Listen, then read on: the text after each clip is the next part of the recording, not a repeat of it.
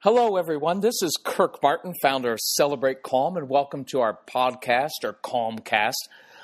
You can find us at celebratecalm.com. We've got a Facebook page at Celebrate Calm, and I wanted to talk today about discipline. And I can't get to everything and every question you have, but I want to give you a framework for how we approach discipline, and I'll try to give you some very specific examples.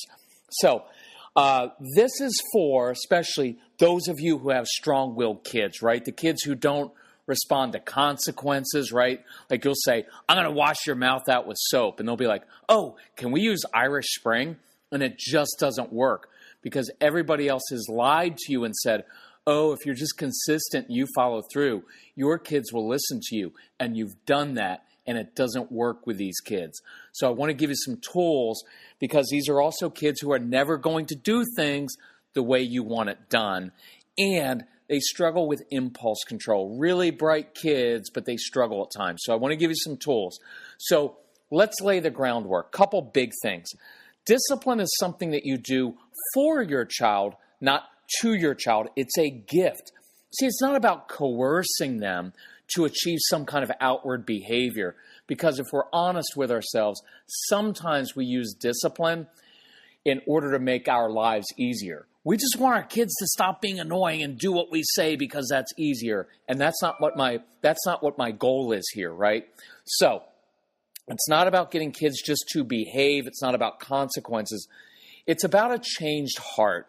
And it's about giving kids tools so they know how to control themselves. And I always ask 3 questions whenever I discipline a child. Number 1, am I teaching the child something? See, discipline literally means to teach. Doesn't mean to punish, doesn't mean to take away things. It means to teach. And see, sending a child to his bedroom is fine, but it doesn't teach him anything. Now, you can say, well, I'm teaching him that what he did was wrong.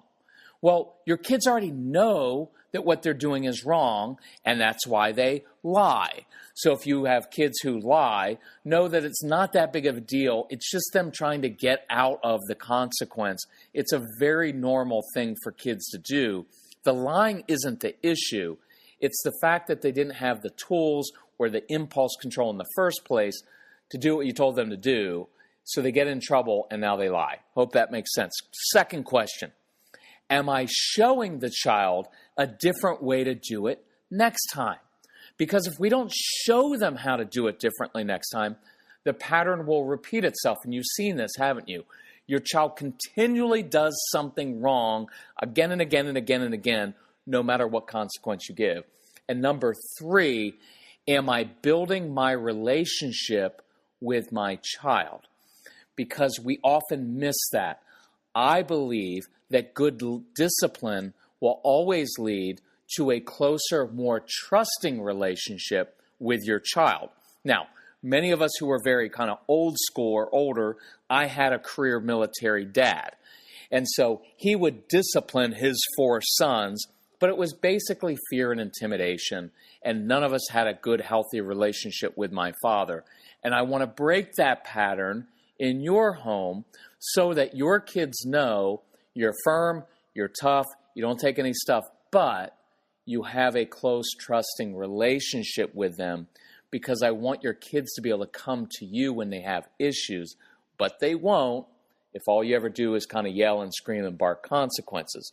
Which leads me to point number 3, which is in order for your children to be disciplined, mom, dad, you have to be disciplined. You have to have self-discipline. Can you control yourself? Because if you lose it all the time emotionally, if you yell, if you lecture your kids all the time, if you can't control your mouth, how can your kids ever control themselves? And there's no blame or no guilt in any of that. It's a simple fact. You've got to own up to it. The fact that you're the leader in the home and you're the adult. And if the mom or the dad loses it and can't control himself or herself, it's unreasonable to ask your child to control himself. So you've got to work on yourself. And you'll hear as you listen to our podcast, read our newsletters at Celebrate Calm, our blog posts, you'll find One of our biggest principles is this: there's only one person in life that you can control, and that's yourself. And the quickest way to change your child's behavior is to first control your own. And I'll cover that a lot in other places.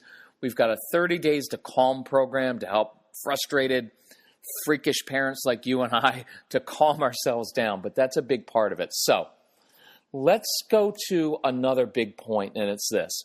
When I was a young dad, I thought that my job was to be the chief disciplinarian in the home. My job was kind of roam through the house, catching my kids and my wife doing things wrong so I could correct them.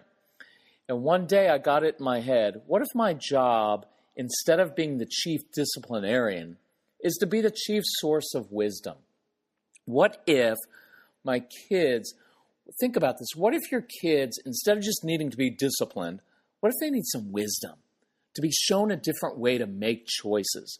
See, it takes it all out of that, all that drama and harshness into, son, you know what? You just made a bad choice. It doesn't throw me. I've seen it before. I've done it before myself.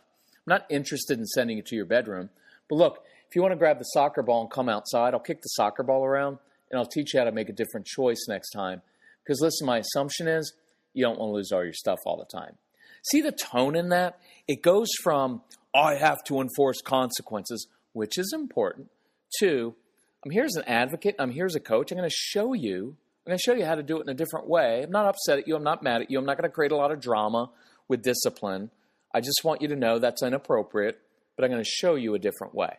So let's go through a few tools. And again, this isn't exhaustive, but it'll give you a good example. So let's say this is younger kids, right? So over the course of a decade, we had about 1,500 kids with all kinds of issues, strong-willed kids, just come through our home. And we'd have them 10 to 15 kids at a time in our home because I wanted to be able to control the environment and teach kids in everyday situations how to control their emotions and impulses. So one day, kids are all sitting on the floor. They've got their Legos. They're building. Kids love that. One little boy walks over to another boy, stands over him, pushes him, and steals the kid's Legos. Now, probably happens in your home. Kids fighting, can't control themselves. And so I've got two options there. And typically we'll say, you know what? You can't do that to your brother. Stop hitting. Go to your room right now. Go to the corner, whatever it is. And one day I said, hey, here's the deal. I can give you a consequence, or we can play rewind and replay. That's what this is called, rewind and replay. This is, again, little kids. They love when you make things a game. So here's how it worked. I had the kid rewind the situation, which means he had to walk backwards out of my living room.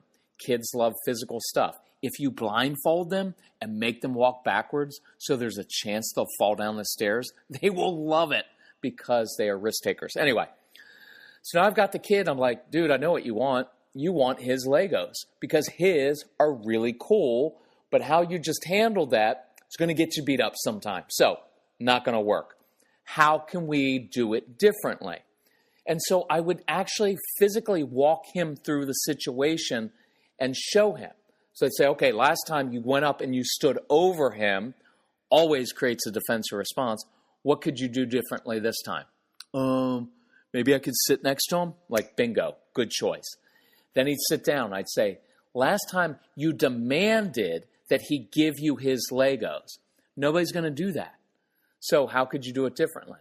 Well, I could compliment him and I could ask him. So the kid says, you have really cool Legos. Do you want to build a spaceship together? And I was like, that's how you do it. Now, here's what was cool. Sometimes the other kid would say, no, I'm not sharing. And then the other little kid would look up like, oh, great, Mr. Calm Guy. This calm thing really works. This is stupid. And he'd say, well, aren't you going to make him share with me? I said, nope. I do not control other people's behavior. I can only control my mind, my own, right? So those are his Legos. He doesn't have to share. By the way, little aside, for those of you who have kids who are age 7 and under, don't worry about sharing. All the research says little kids don't share that well and they can't. Just relax. They're not going to be sociopaths. If you share stuff and if you're giving and you're kind and let people cut in front of you in traffic, your kids will do the same thing. Okay, so just relax with that. So Here's what was cool, though. Sometimes, right, when the other kid said, no, I'm not going to share, now I had an opportunity to work with my kid and say, hey, he doesn't want to share, and that's okay with me. So how are you going to handle your disappointment? And now I have an opportunity to work on disappointment, which is awesome. Now, sometimes the other kid would say, sure, let's play together. And see, we just showed him a different way to handle that situation. Here's another example for you. Let me do this one. So giving kids wisdom and tools is huge. So you've got a kid in school, one of your children is in school, and most of your kids probably have trouble with impulse control, and some of them blurt out. So a kid blurts out in class. I've got two options as a teacher. I can say, hey, Jacob, quit it. Stop blurting out, or you're going to lose recess. But imagine if we were able to go to our kids and say this, Jacob, I know why you blurt out, man, because you've got this busy brain. It's always running with ideas. You're like a junior Thomas Edison, man. Always think of ideas. They're awesome. And I love that you're so passionate. You're never passionate about anything I'm actually teaching you, but I love your passion. You can't say that. That's kind of an aside. But I can say, I love your passion, man. So, Jacob, here's what happens in my class. You get one of your ideas, you get really passionate about it, but then you're afraid you're going to forget, and you blurt out my class, and that's unacceptable. Now, I'm going to stop right there. We'll add to it in a second. Two things are different in these two different discipline tools. And the first one I said, you're being rude, cut it out, or I'm taking away your recess. In the second example, I said, hey, that's inappropriate. See, when you say something is rude, you're assigning a motive to your child's behavior, and I don't want you to do that, okay? Because when you assign a motive to someone else's behavior, it always causes them to become defensive and shut down. So stop that. I said it's inappropriate, which it is. Now, in the second example, I also did this. Instead of just saying you're rude, cut it out, I identified the root of the issue, and I gave the child some wisdom. The reason you blurt out is because you have this great brain. It's strategic. It's why you're good at arguing. It's why you're good at Legos and chess and checkers. But because you have this very strategic brain, it means sometimes you struggle with short-term memory. And so when you get one of these ideas, you're afraid you're going to forget it, and so you blurt out. Now, I didn't excuse it, okay? I said it's inappropriate. Excuse me. But I said it's inappropriate, but now I gave them a reason, because I don't want your kids going through school thinking they're just defiant little jerks who makes everyone's life miserable. Now, here's where we add to it. Now I can say, hey, Jacob, here's the cool thing. Every day when you walk in my classroom, I'm going to give you these 3 little tickets, and I just make up a cheap little cardboard ticket. 3 tickets. They're going to be called talk tickets. So here's how it works in my classroom. Every day when you get one of your amazing off-topic ideas, because that's how it's going to be, instead of blurting out, I want you to hold up a talk ticket instead. Big principle. Whenever you tell a child to stop doing something, you always have to give him something appropriate to do. So instead of blurting out, hold up a talk ticket. I will either say, go ahead, redeem your ticket, share your amazing off-topic idea, or zip, you can hold it till after class. That afternoon, what's going to happen? He's going to blurt out, Mr. Martin, I want to tell you the new Star Wars video game's coming out. And then he holds up his talk ticket. And you know, for many of your kids, that holding up the ticket was a supreme act of self-control. And watch where the intensity goes. And this is important. We need to give intensity to our kids when they make good choices, not when they make bad choices. So now I get to go and say, Jacob, you know, it was really cool back in the math class.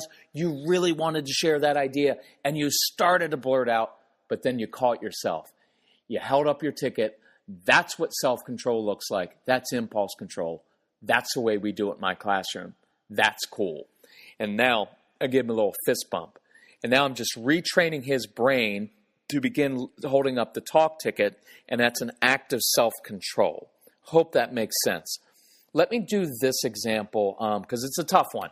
Got a lot of kids, a lot of families where there's an adopted child, and a lot of homes of adopted kids, especially those who are in orphanages, they steal and hoard things. So this mom comes to me and says, hey, daughter's about 10. She's stealing jewelry, my shoes, little stuff from my bedroom. And then she hides it under her bed. She won't let me in her bedroom. What consequence can I give to get her to stop stealing? And my answer was none. Because if there was a consequence, you would have figured it out already. It's not a consequence issue. So let's look at a different way to deal with this. So I advised the mom and said, Mom, do this because your daughter's already defensive. She knows what she's doing is wrong. So knock on her bedroom door one day because I like knocking, like respecting her space. And when she lets you in, go in and lie down on the bedroom floor. Don't stand over her in the doorway. Just lie down on the floor. One, it'll freak your daughter out. And two, creates a whole different environment. And while you talk, say this. Say, honey, you know what? I can imagine, because it's a great phrase. I can imagine it must be scary being 10. It must be scary being 10 and finding yourself taking things from my room and stealing, because I know you know that's wrong. By the way, that's a fantastic phrase to use with your kids. I know you know that's wrong, right? Rather than, what were you thinking? How many times do I have to tell you? You may as well just say, you know what? You're an idiot, because that's what we're really saying when we ask that question, okay? So much better say, you know, I know you know that's wrong. I'm not thrown by this. So listen, here's where my heart is for you is that I know that you struggle with taking things from my room, and I'm not concerned about my stuff, okay? What I'm concerned about is your heart and about your sense of peace, because I know that when you take something from my room, then your brain and heart have to kick in. Where am I going to hide it? How do I get away without my mom finding it? And I don't want you to have to go through all that. So here's what I'm going to do. In the living room now, I created this little box, just a little cardboard box. It's a treasure chest. And inside of it, there are just some little trinkets and some fun little things. So, honey, here's what I want you to do. Every time, excuse me for the allergies, every time that you get that impulse to go to my room and take something inappropriate instead, I want you to go immediately to the living room. I want you to grab one or two little trinkets, little things from that treasure chest. Then I want you to come to me and show me. And here's, Mom, what I want your response to be when she does that. Honey, you know what? That was awesome. You know why? Because a few minutes ago, I know that you really, really, really wanted to go to my bedroom. In fact, I heard your footsteps up there. You were in my bedroom. But you know what you did? Instead of taking something from my room, instead you came downstairs, grabbed something from the treasure chest. And you know what that is? That's a great decision. That's self-control. That's impulse control, honey. That's the way we do it. I'm really proud of you. And so, look, here's the deal. I want her the next 100 times she gets that impulse, I don't know, 70, 75 times, I want her getting like the little trinket from the little treasure chest. But you know what's going to happen? She's not perfect and she's going to struggle. So 25% of the time right now, she's going to mess up. And here's how I want you to handle it. Honey, when you do mess up, and it's not an if, it's a when, because we all do mess up. When you mess up, instead of hiding what you took from my room, I want you to come and show it to me. But here's my promise to you. I will not shake my head. I will not lecture you. I will not berate you at all. I will hug you. And then I will whisper in your ear, honey, I know you know the right thing to do. Because your daughter does know the right thing to do, which is to take that thing back up and put it where she found it in your bedroom. But you have now established and built trust. And now when she messes up, she knows I can trust my mom, I can trust my dad, because they're not just going to lecture and berate me, they're going to help me. And this is critically important because as your kids get in their teenage years and they're facing really tough stuff that we never faced as a kid, they can't trust you. They're going to tell their teenage friends and ask them for help. But I want your kids coming to you and saying, Mom, Dad, I'm really struggling with some tough issues, and I know you're going to be disappointed in the choice that I made, but I need your help to get out of this. And I want you to have built such trust that now they come to you to extricate themselves from some tough situation instead of hiding it. Does that make sense? So let me give you one more or two more examples, and then we'll wrap this podcast up, okay? So let's go and switch gears to kind of just a good, tough discipline tool. And say this is a video. We'll work in screen time a little bit, okay? So you tell your kids, say you have two kids, and you go, guys, here's the deal. This afternoon, I'm giving you 27 minutes to play your video games. Now, of course, I'm giving you that time. It's not a right. It's not enshrined in the Constitution. You don't have a right to have screens. Giving you that time. I love the 27 minutes. Why? Because it's very specific and concrete, right?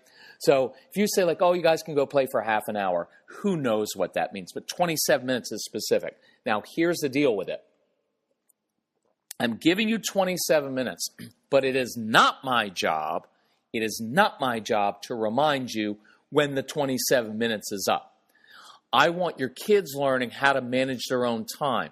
So they can set the timer on their iPhone. They can set a little timer that you give them, whatever it is. But moms, dads, I want to get you out of the habit of coming in. Guys, okay, 2 minutes left, 1 minute, turn off your video games, wind down, because they always say the same thing. Hold on, we just need to save it. I need to get to the next level. Oh, that stuff is awful and it will drain you. So from now on, here's how it works. You guys get 27 minutes, and here's what happens. I promise you, because you guys have a choice. You have a choice. If you choose to turn your video games off at exactly 27 minutes, exactly 27 minutes, not a second longer. If you do, I promise you, you'll live to play another day. But if you stay on that video game or whine and complain for even half a second past 27 minutes, I promise you, you will have chosen to lose those video games for the next 3 days. Excuse me again. So you leave the room. Leave. Don't hover. You walk out of that room, you come back in after 27 minutes, you're going to find your kids doing what? They're still going to be playing their video games because their job is to push and argue and manipulate to try to get out of it because we always play that game with them. So you walk back in the room, and here's what you do. No long lecture. Moms and dads, very few words when you discipline. It's short and sweet. It's even. It's matter-of-fact tone. Okay, no long. You know, when I was a kid, we were up milking the cows at 4:45 in the morning. They don't care about your childhood. It just makes you sound old. So stop it. Okay? All I want you to do is even matter of fact. And you may say something like this. Hey, guys, just want to remind you, you just chose to lose your video games for the next 3 days. See, it's a statement of fact. You didn't make it personal. I can't believe that you guys don't have any self-control. I have to come in. It's not about you. It's about them. Hey, you guys just chose to lose video games for 3 days. Now, what's their response going to be? Mom, Dad, thank you for being consistent and following through. It makes us feel safe as children. Yeah, they're not going to say that. They're going to argue and yell. They may call you the meanest mother in the world, and that's fine. I'm not looking to a child for validation of my parenting. All I want them to know is this. When I tell you something, I mean it. Now, I'm going to take away the video games for 3 days or whatever you said you were going to do. Now we're going to teach them some impulse control. So here's how this works. After 3 days, they get video games back. Guys, here's the deal. Tonight, I'm going to give you 27 minutes again. But here's something cool little twist I'm going to do. If you turn your video games off 2 minutes early, after 27 minutes, I promise you,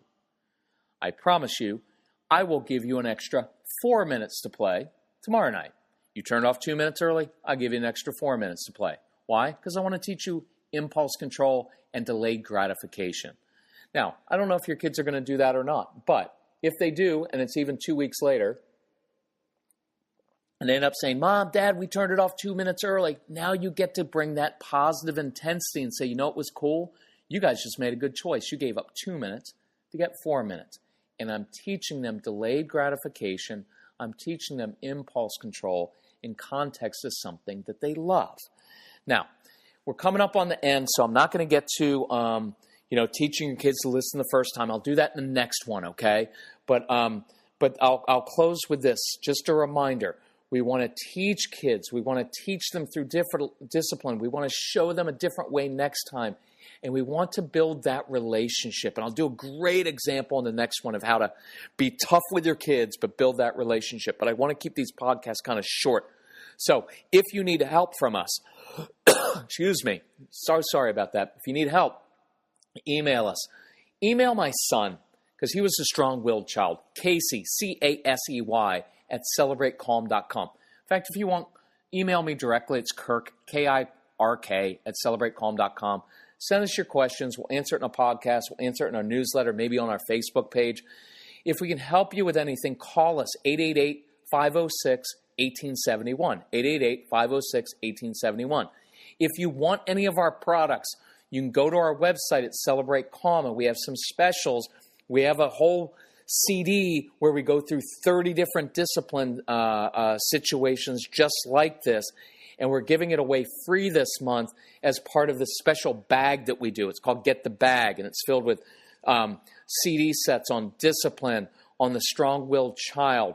It contains a CD that my son recorded for your kids to listen to, and it's really, really awesome. So if you like what we're teaching here, I want you to listen to this with your kids. I want your kids to listen to our CDs or our podcasts themselves, and I want your spouse listening so everybody's on the same page. But anyway, we love you very much. If we can help you with your family, we know it's frustrating as a mom and dad, but listen, if you're listening to a parenting podcast, you know what that makes you? It makes you a great mom and a great dad. You know why? Because really good parents don't listen to podcasts on parenting. They're out there watching Jerry Springer. So thanks for investing in your kids. Let us know how we can help you. Love you all. Bye-bye.